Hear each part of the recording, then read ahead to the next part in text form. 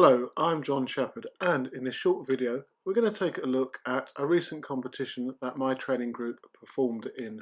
In doing so, we'll take a look at some of the technical aspects that they need to work on and that may also help you, and also I'll give some suggestions as to how best to compete to get yourself ready and get the best out of yourself. Early season competitions are bound to have a little bit of rustiness. You'll have done a lot of training and then you've got to get aggressive and ready to compete. And sometimes things, particularly the timing aspects of the long and triple jump, don't go quite as planned. Run-up accuracy is, of course, paramount, and unfortunately Paul did 2 no jumps in the first 2 rounds in the long jump and had to get a safe jump in the third, and this is what I'm saying to him at this particular point. The other thing is that I told him that he doesn't want to go back too far and that he needs to get his foot down underneath him in order to get a good takeoff and also to avoid fouling. Sometimes you can keep going back and still foul as you reach to hit the board. Paul managed to get a safe jump in the third round of 6 meters 88 if I recall, before then jumping 7 meters 21 in the fourth round. Unfortunately, he followed up with further no jumps. However, as I've indicated, the distance he was achieving were well over 7 meters and there are only marginal fouls. So hopefully in the next competition, the longer jump will come. If you've been following the channel, you'll know that we've been trying to change Paul's technique from a hitch hang to a hitch kick, and he was reasonably successful in adapting the new style in competition. Okay, it's not perfect, but you'll see that the swing leg does pull back behind the body as he goes into the hitch kick rather than hanging, and he also gets a better leg shoot. Comments were passed on the amount of height that Paul and indeed Sarah was getting also, as you'll see later, off of the board, and this may reflect some of the eccentric loading work we've been doing specifically on the takeoff. Also, Paul leans back slightly at takeoff, and this creates a slight block that potentially gives him more lift.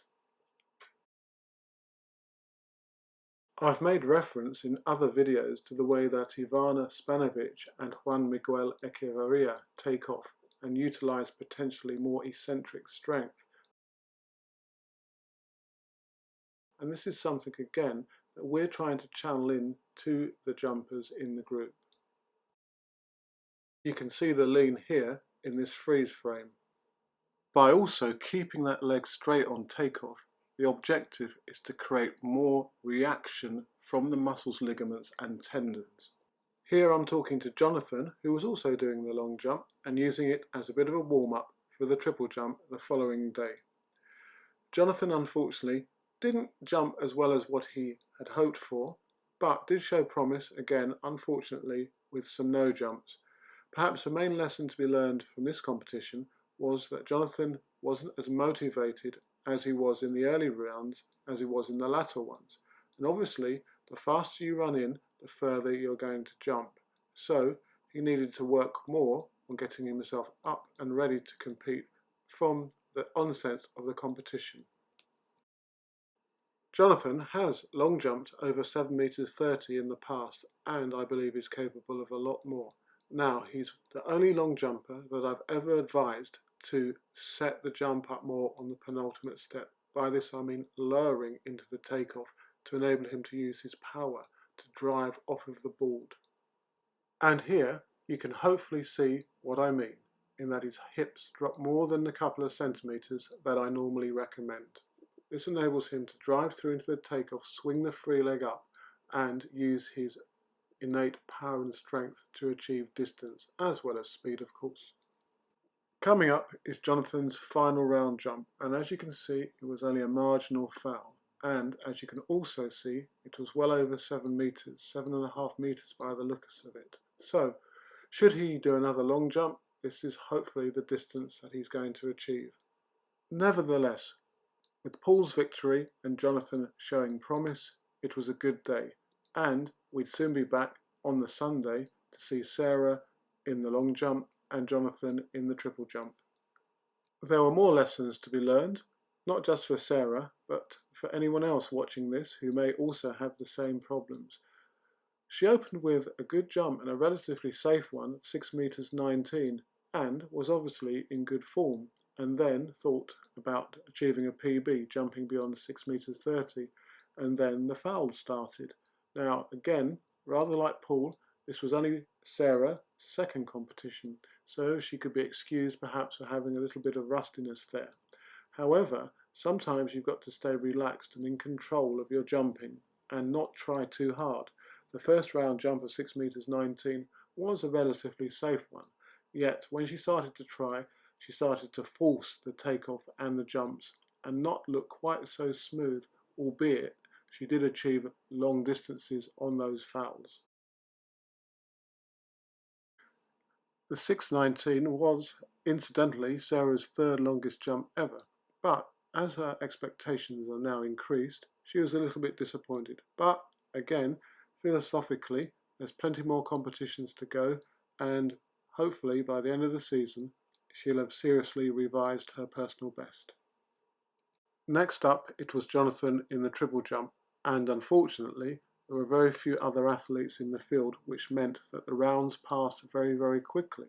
However, I was particularly pleased with the way that he adapted to this and actually produced his best jumps of the year. Perhaps it was due, in part, to the long jump efforts the day before, that he was running through the board and losing very little speed on the hop takeoff. It's after the hop, however, that technically he needed to do more work on the step and get his arms back into the right places. The arms weren't really getting into the right position either for the jump phase. They need to be behind the hips and then driven up high and overhead in order to combat forward rotation. Jonathan ended up jumping 16.03 meters, and as I've indicated, his speed through the board was very good. What was happening, apart from the arm action, was a variation in the length of, in particular, the step, which was driven by him hopping longer. So, hopefully, as the season progresses, he'll get a better ratio and be able to better transition from hop to step. And as I've indicated, this has got a lot to do with the use of the arms. The South of England's were good championships for our group, with 3 victories out of the 4 horizontal jumps, and hopefully there'll be more longer jumps from all the group members later on in the season. As usual, thanks for watching and good luck with your future competition and training. And of course, do subscribe to the channel and leave any comments you may have in the comment section below or through my other social media.